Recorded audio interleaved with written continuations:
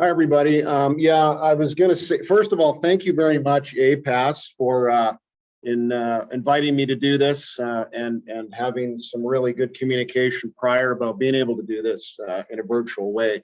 My apologies for the technical difficulties this morning. Let's hope we're going to get through this and not have any more.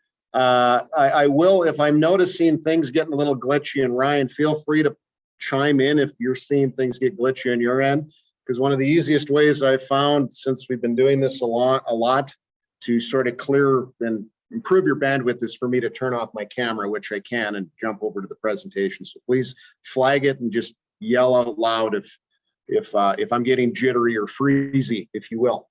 So anyway, I'm not sure if Ryan sort of gave a bit of a preamble, but for those of you who may have seen me before, I had a career at CTV for about 15 years. And then I moved around a little bit, and then I ended up doing public safety here at SaskPower, which is one of the things that I do. I go out and talk to folks like you and others about power safety and how to work safely around power. With our agricultural community who's on the presentation today on this webinar, I'm sure we've all been familiar with contacts with overhead power lines and the dangers thereof, and how those things can be a challenge when you're working in your fields. So I'm just going to pan the camera over here, and we've got some videos to pull this in to make it a little bit clearer as we go through. But this is SaskPower's high voltage display. Now, if I was there in person, you'd see it contained in a giant glass box, which is what you kind of see here. It's like a giant aquarium size outfit. And it's kind of a bit of an interesting scenario here in that the reason we designed it this way is because we wanted it to be portable so that we could take it to the APAS office or a convention when we're able to be all together again. So portability was a big thing, but we also wanted to show a real legit live circuit in action if you contact it with line. So obviously here we see one of the unfortunately more common things, which is a tractor and auger that contacts the line. Obviously during harvest is when those things can happen, and those single phase lines that dominate throughout rural Saskatchewan are really the ones that are hard to see at times overhead. And of course, you get out in the field and we got dust and everything else, and visibility is also a challenge too. So I'm going to just stop my main video, and we're going to jump over to the presentation now. Our PowerPoint, which will sort of help bring this thing a little bit more to life. So and I'm going to just make sure I've turned on all my settings here to optimize so you can see and hear things okay. So obviously this is the display we're talking about. Everybody can see that. Ryan, can you just make sure you can see the little man on the tractor that says SaskPower on the bottom?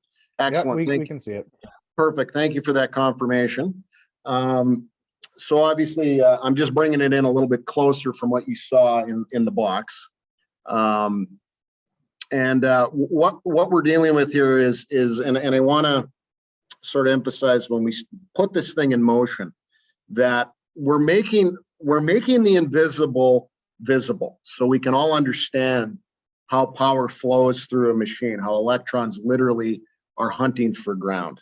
Okay, so some of the sparks and arcs and sounds that you're going to see, I don't want to say it's unlikely you'll see them in real life, but you probably won't for a few different reasons. And we can certainly open that up for discussion once I show you a couple of the videos moving through here. So, but to get into the statistics of the matter, if you will, we tend to have approximately about 300 contacts or damages from farm equipment every single year.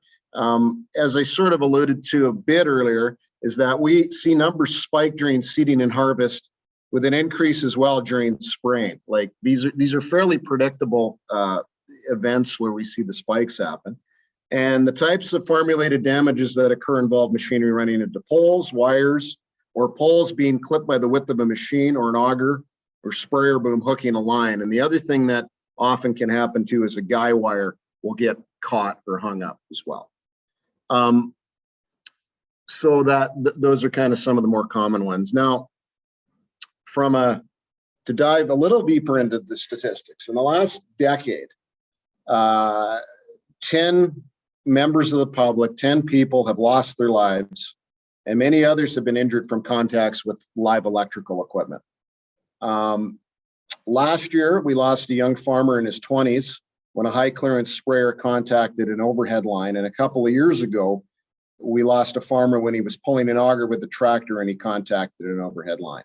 Now, I guess one thing that I'm really hoping everybody takes away from today is that I'm really going to talk about the importance of staying put in your machine, with one exception, and I'll be very clear and very pointed about what that exception is that you do have to leave.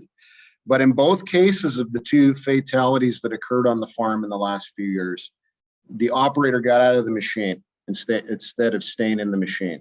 In fact, in one case, the operator got out of the machine, got lucky, didn't get shocked, and then made a decision when the machine started to arc a bit to go back and try to move the machine.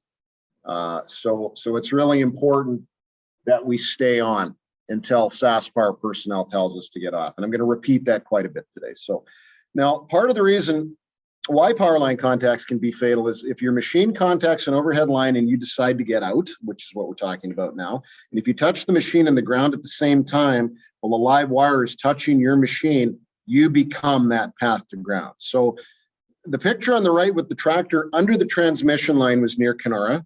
We were able to catch up to the farmer who was trapped in that tractor. His name is Curtis, and here is his story. And again, Ryan, feel free to just belt out, I can't see or hear this if you can't see or hear this. So here we go. There's a lot of hazards on the farm, anything from, moving equipment to power lines. You have to watch out for the kids running around. It's easy to be working long days and not pay attention for a couple minutes. Accidents can happen real fast. There's lots of above ground power lines on quite a few fields. So I was seeding wheat on a field about a mile west of the yard. Well, springtime seeding, long days, and a person's, tired.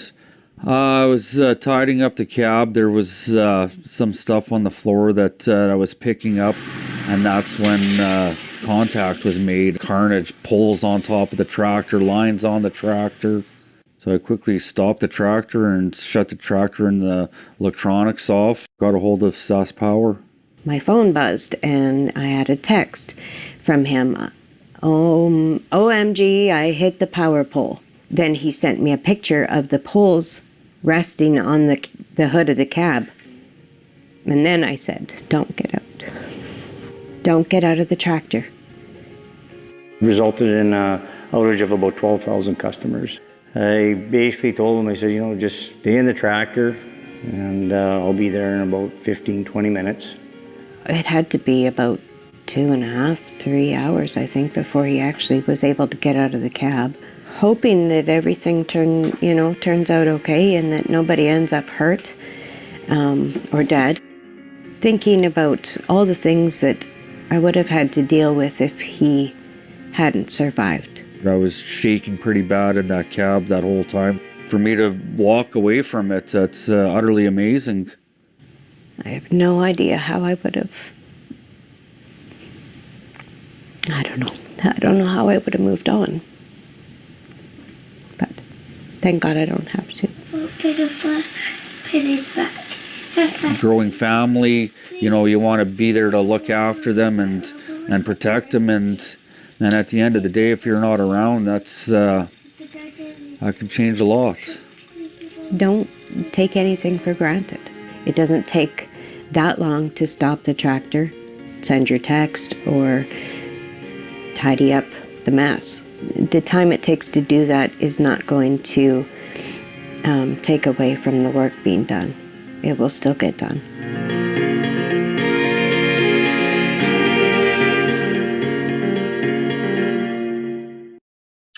All right. So we really thank Curtis and his family for doing that video with us. Just a couple of additional things before we get this model rolling, which is why you're all here today, is Curtis did end up like he did the right thing. He was able to contact his wife, and I think between the two of them, maybe he settled down a little bit and was able to she's encouraging him to stay put, and that was the right thing. Now, the thing that's important to remember is, obviously those big transmission towers like he hit, that when you got a big piece of infrastructure on top of you like that the obvious is, I got to stop, or, and I should stay put maybe, as opposed to, clipping a single phase line out in the field. But keep in mind, like if you have a wet finger and you put your finger in a light socket, that can kill you in your own house, right? Like it's any contact with electrical equipment is hazardous and potentially fatal is how you have to look at it. Like don't ever think, oh, well, this isn't a very big line that's feeding the yard. It's not a big deal. It's always a big deal, right? It is the big thing I want to say there, because that might be a bit of a perception I don't want you to take away, that, oh, that was so big, it's obvious that he had to stay. So that's the first thought. And the second thought is from a, hurting your neighbor's point of view. That put out about 10,000 people out of power for quite some time in East Central Saskatchewan, that outage. And, that's one of the things that people get pretty fired up at the power company about, is when you don't have power. So that's the other thing, is when you clip a line, you're impacting more than just you and that tractor too, from a reliability perspective. Everything we need runs on power. You're not going to get dinner driven out to the field either if the dinner can't be cooked in the oven, right? So, okay, so we're going to get this rolling now. And this part is voiceover, just so it makes a bit more sense. I tried to time it with my voice before, but this is going to just roll a little bit better. So let's get her rolling here. I'd like to draw your attention back to the display. We have an auger now that is being pulled by this tractor. I grew up on a farm, and I know how life, especially during seeding and harvest, is very hectic. You're busy. You're running 12 to 14 hours a day or more. You know you need to be mindful of overhead lines, but you forget to lower the auger. You contact the single phase line. It becomes the entry point of energizing your entire machine. See the little lightning bolt at the top? And all of a sudden your tires begin to smoke and smolder. You panic and decide to either grab a fire extinguisher and spray the tire, or you just decide to leave. Bad idea. Watch the farmer's foot.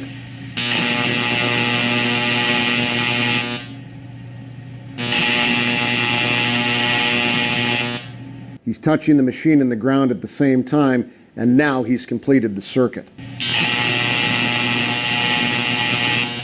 As mentioned earlier in the presentation, the last two farmers who have died got out of the machine and reacted to a smoldering tire or fire on the ground. It's not uncommon for fire to start in a dry field when machinery is rolling. The farmer died when they contacted the machine and the ground. People don't realize that the source of the smoldering or fire isn't the wheel itself. It's the wire up above. One of the best things you can do is to stay in the tractor and back up if you can. And I define can as backing up without damaging your equipment or the power pole or the line. That is one of the best things to do. We're going to put this back in motion now, and I want to emphasize you don't typically see these arcs, because arcs generally occur only when electrons are jumping from one conductor to the next. And if the auger is against the wire, you won't see an arc, partly because there may not be one. And if you're looking upward at the wire in a bright sky, the arc isn't bright enough to see if there is one there at all. Now I ask you the question, where are you looking if you're in that tractor? You're probably looking at the ground where the sparking and the fire is. Well, what do?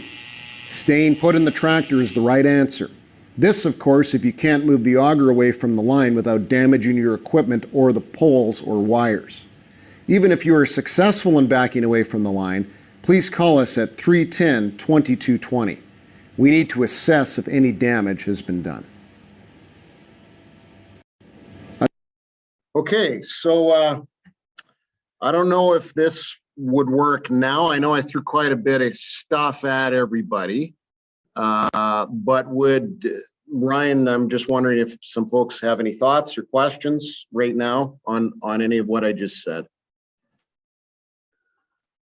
Yeah, if there's any questions about what just was presented, feel free to raise your hand in the chat or shoot me a line in the chat, or I can ask it for you.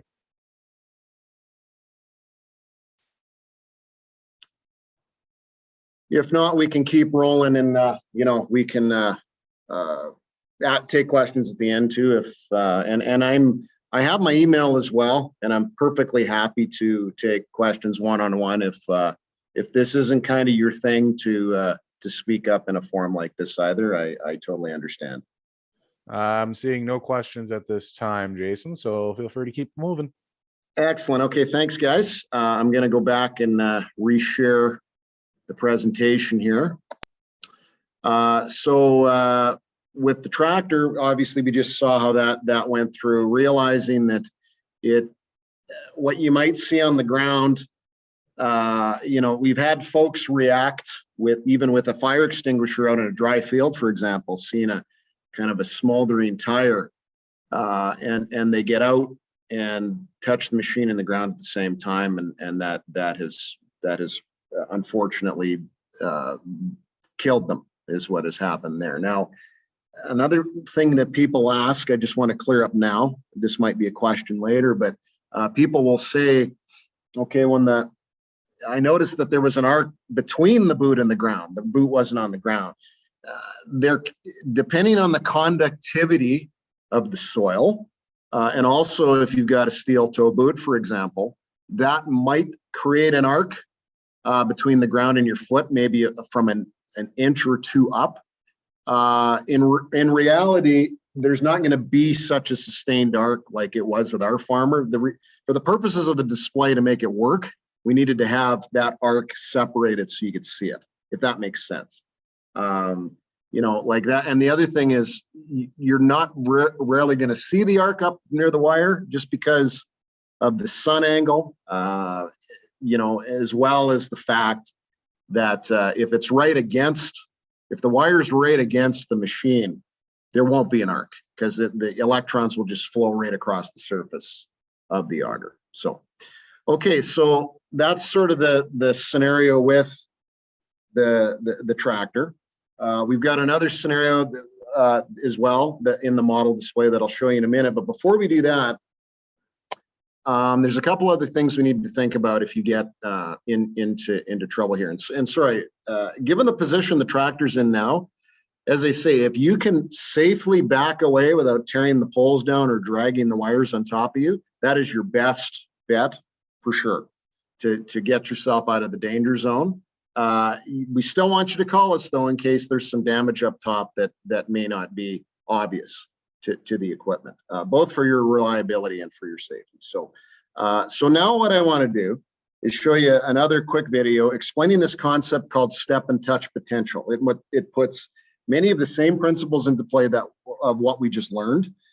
Plus the time that you watch the video is going to give me an opportunity to snap in the new model for us to see here too. So let's get it rolling right now.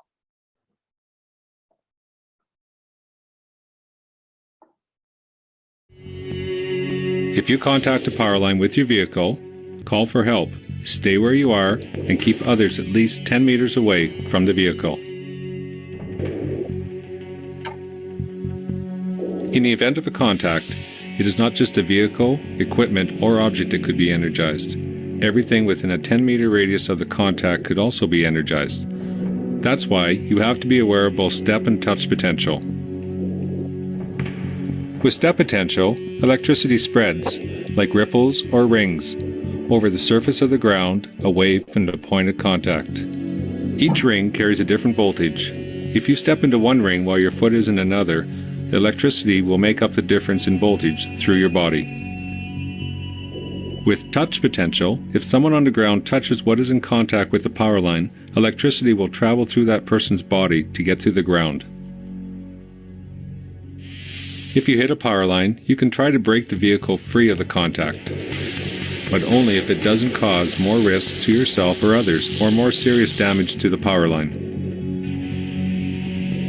If you can safely break from the contact, move the vehicle or equipment at least 10 meters away to safety. All right, everybody. Now you'll see that we've got a new model on display here. I popped it into the main display here in the room here as well. So, you know, in addition to seeing the arcing and seeing how electricity flows across the surface of a machine with the model, you can now actually see how it applies in a real life situation too. You know, where you saw that that video from our friends at Fortis Alberta put that one together for us. So, and they were gracious enough to say, show it, share it, and you know, you can see how it works. So now I know this doesn't look, you know, maybe as farm related as a regular grain truck or a Super Bee, that type of thing, but the principle is very much the same, right? You know, if you've got a hoist on your grain truck, this scenario we're about to show you could absolutely easily unfold as well. So I'm going to get that part of the video rolling right now. You've just dumped a load of grain. You head off and you forget to fully descend the box. And this happens a lot with construction crews when they dump a load of gravel, for example. See the arc entry point at the overhead line?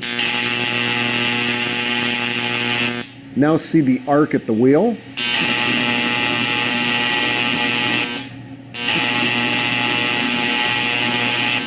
This man panics and you can actually see his hand holding onto the truck as he descends. And then he becomes the path to ground. This kind of electrical shock can kill someone. So stay in the machine, back up, and free yourself if possible. This one is another reminder that sometimes we forget what's going on directly above us, and that can get us into trouble. All right, so as you can see, this is very similar, you know, to the other one. This one is more another reminder that sometimes we just forget what's going on directly above us, and that can get us into trouble. So, so the one thing a lot of people might be thinking out there right now, and some of you may have already done it in your own yards and everything else, is let's put them all underground. Let's just get rid of all these lines, these deadly lines, and as it's not even a cliche to say this, but we have more poles than people in Saskatchewan. We have long runs of all kinds of wires, including the single phases across the country. And we've got 100,000 K just about of those alone.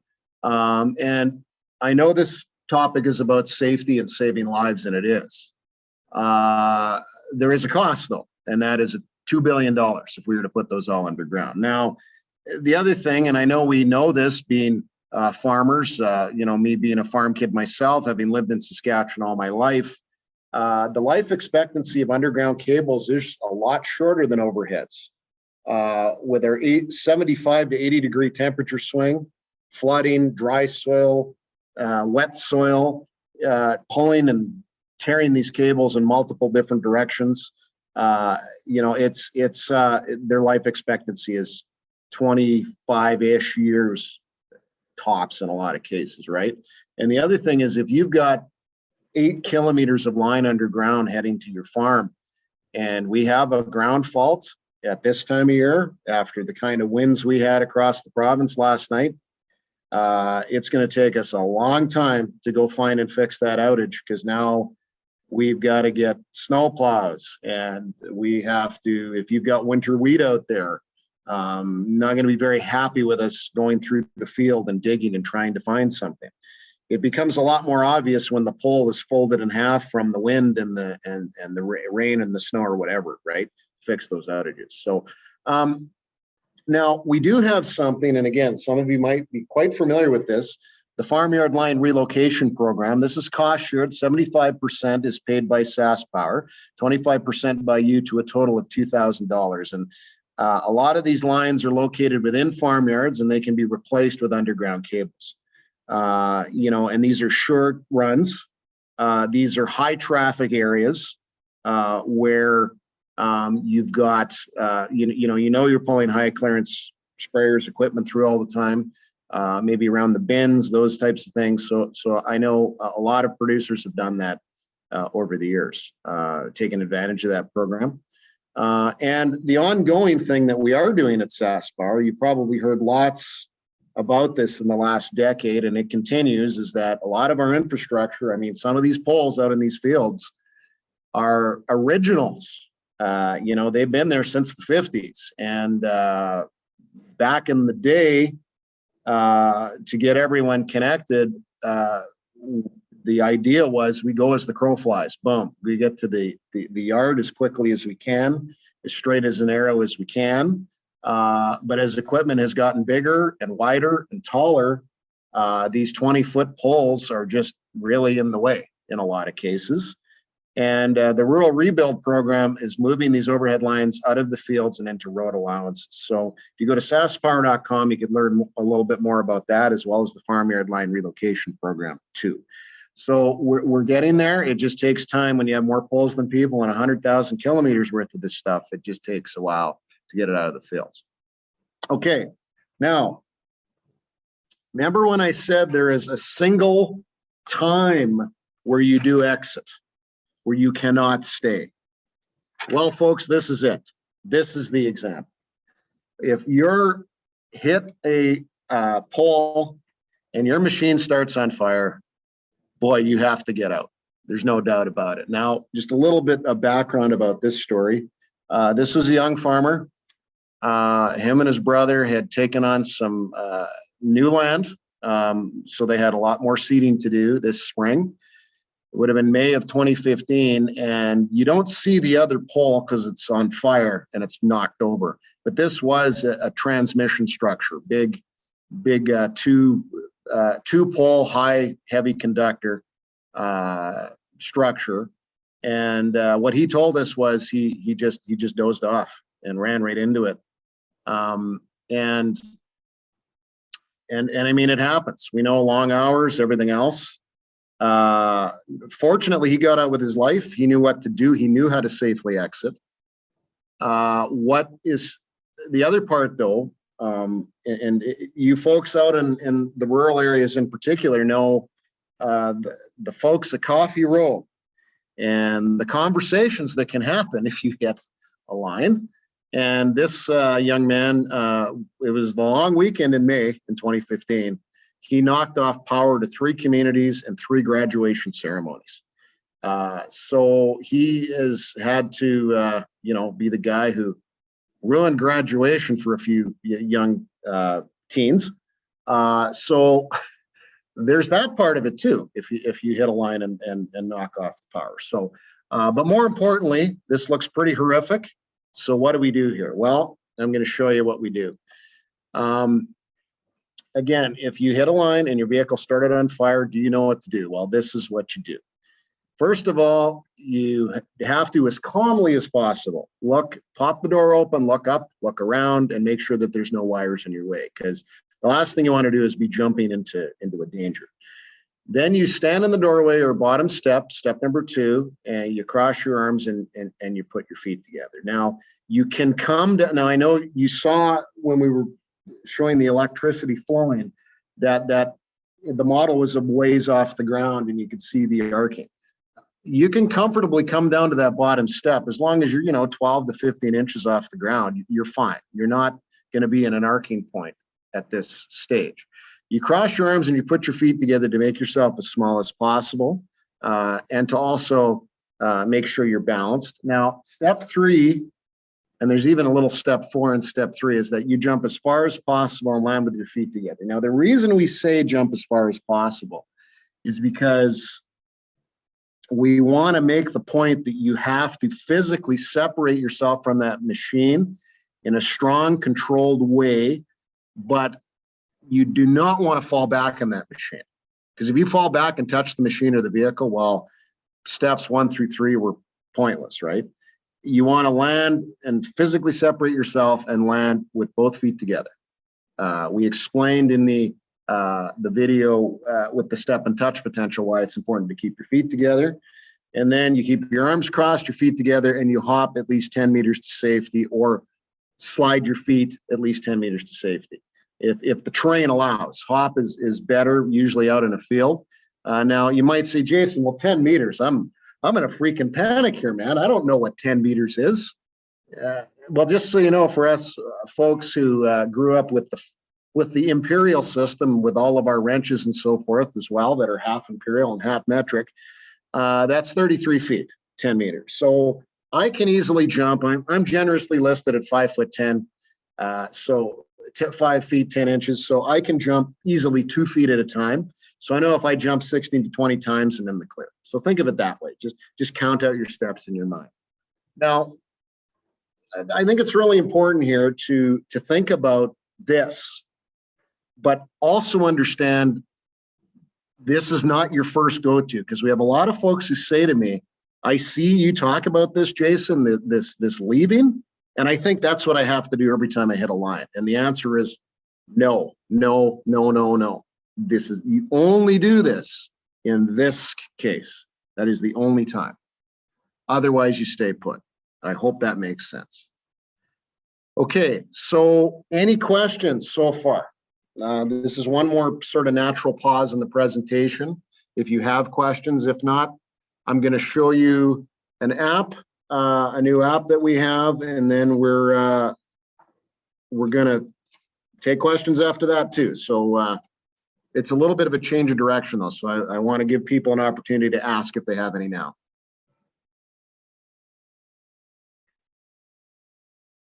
Not seeing any questions, Jason. Okay. All right, everybody. So finally, to wrap up, I want to introduce you all to the new Look Up and Live application. If you go to saskpower.com/lookupandlive, which I'll show you in the video right away, you'll be able to even follow along with us if you want. And I'm perfectly happy to run through this a bit one-on-one with you again. But it's new, it's for the public, it's free to use. So we'll get into it right now.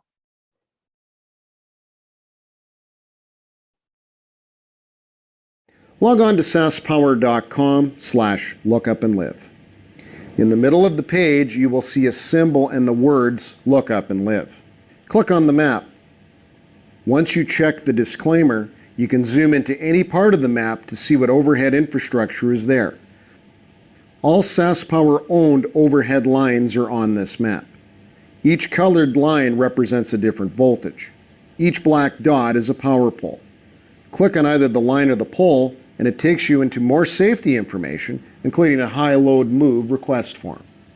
This is a great pre-planning tool because if you are teaching a new hired hand, or your kids who might be operating machinery for the first time, it's a great idea to tell them about any overhead infrastructure that might be in the field in advance.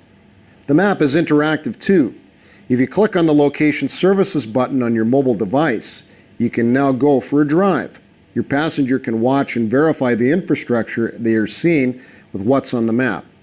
Pretty cool stuff. This is a tool that we are constantly trying to improve.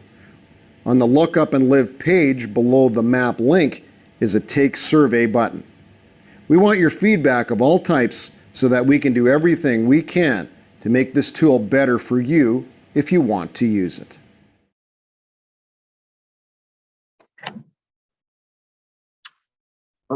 Okay, everybody, so that's it. I know we have a lot more time here if anybody has questions or wants to just message me one-on-one. There's my contact information, jmatity@saskpower.com. If you have a larger farm and you have new hires, or your kids are maybe going to be jumping into the fray here and taking over, or just learning how to do some farming and machinery and different things, I'd be more than happy to do this presentation for them and for anybody who would like to see it. We're doing our best as things hopefully start to reopen here soon to get out and show people this in person. And I would strongly hope and encourage your organization to bring me back if you see value in this presentation, to doing it in person as well at an upcoming meeting. Yeah, so thanks again, everybody, for being patient with a few little glitches we had earlier, and being patient with me. And hopefully the lack of questions wasn't that I put everybody to sleep out there, because I've been told before I can have a soothing voice, although it's very loud. So, but that's pretty much it for the presentation, everybody. So there you go. There you have it. Thanks a lot. And as I say, I'm available for as long as you guys want me if you have any questions.